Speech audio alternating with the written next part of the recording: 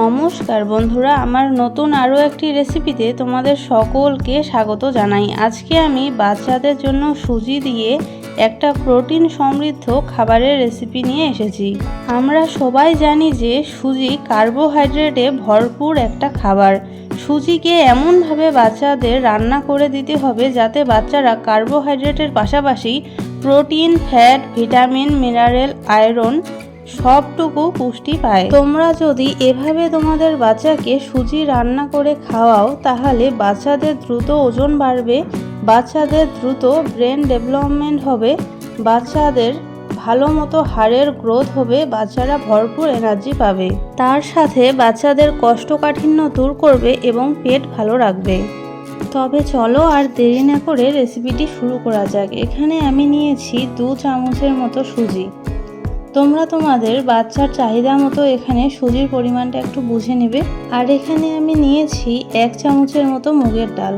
ভালো করে পরিষ্কার জলে ডালটাকে আমি ধুয়ে নিয়েছি। গ্যাসে একটা প্যান বসিয়ে দিয়েছি, এখানে দিয়ে দিচ্ছি 2 চামচের মতো সুজি। কিছুক্ষণ খুব ভালো করে সুজিগুলোকে আমি ভেজে নেব। এখানে আমি দোকানের কেনা সুজি ব্যবহার করেছি, তোমরা চাইলে বাড়িতে তৈরি থাকা বা যে কোনো ধরনের সুজি নিতে পারো।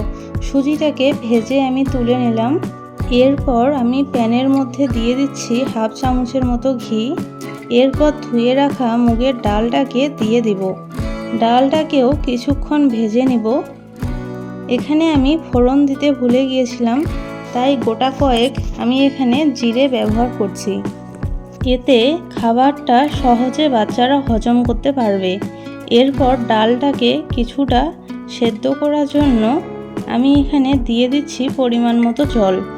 এখানে সামান্য 1 চিমটির মতো আমি হলুদ ব্যবহার করছি।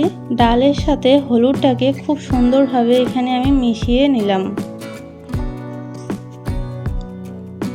এরপর একটা ঢাকা এখানে আমি চেপে 2 মিনিটের জন্য অপেক্ষা করব।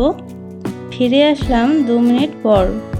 এখানে একটা লাউ একদম পাতলা করে আমি কেটে ধুয়ে নিয়েছিলাম।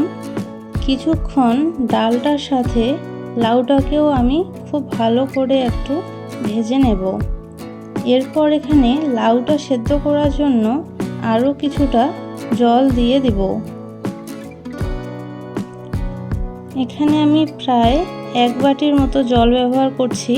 তোমরা চাইলে এখানে লাউয়ের পরিবর্তে বাড়িতে থাকা যে কোনো ধরনের সবজি ব্যবহার করতে পারো। জলটা শুকিয়ে এলে এর মধ্যে আমি ভেজে রাখা সুজিটাকে দিয়ে দিচ্ছি। এবার সব কিছুকে এখানে ভালো মতো মিশিয়ে নিতে হবে। এরপর 2 বাটির মতো এখানে আমি জল ব্যবহার করব। এরপর এখানে আমি স্বাদটাকে একটু ব্যালেন্স করার জন্য 1 চিমটির মতো লবণ দিয়ে দিচ্ছি। তোমাদের বাচ্চার বয়স 1 বছরের নিচে হলে অবশ্যই এখানে লবণ ছাড়া এই রান্নাটা করতে হবে। দেখো সুজিটা ভালো মতো সেদ্ধ হয়ে গেছে। এই অবস্থাতে আমি গ্যাস বন্ধ করে খাবারটাকে নামিয়ে নেব। এরপর একটা আলু ম্যাশারের সাহায্যে ভালো মতো খাবারটাকে আমি ম্যাশ করে নিচ্ছি। এই তো তৈরি হয়ে গেল বাচ্চাদের জন্য একটা প্রোটিন সমৃদ্ধ সুজির রেসিপি। এভাবে সুজি রান্না করে দিলে বাচ্চারা কার্বোহাইড্রেটের পাশাপাশি প্রোটিন, ফ্যাট, ভিটামিন, আয়রন সব রকম পুষ্টি পেয়ে যাবে। এই রেসিপিটা তোমরা 7 মাস থেকে 5 বছর পর্যন্ত বাচ্চাদের সকালের নাস্তায় বা দুপুরে বা রাতের প্রধান খাবার হিসেবে দিতে পারবে। বন্ধুরা, এই ছিল আমার আজকের রেসিপি। ভিডিওটি ভালো লাগলে প্লিজ একটি লাইক করে দিও এবং আমার চ্যানেলে নিত্য নতুন পুষ্টিকর খাবারের রেসিপি পেতে হলে আমার চ্যানেলটিকে সাবস্ক্রাইব করে বন্ধু হয়ে পাশে থেকো। সবাইকে অসংখ্য ধন্যবাদ জানিয়ে ভিডিওটি এখানেই শেষ করছি।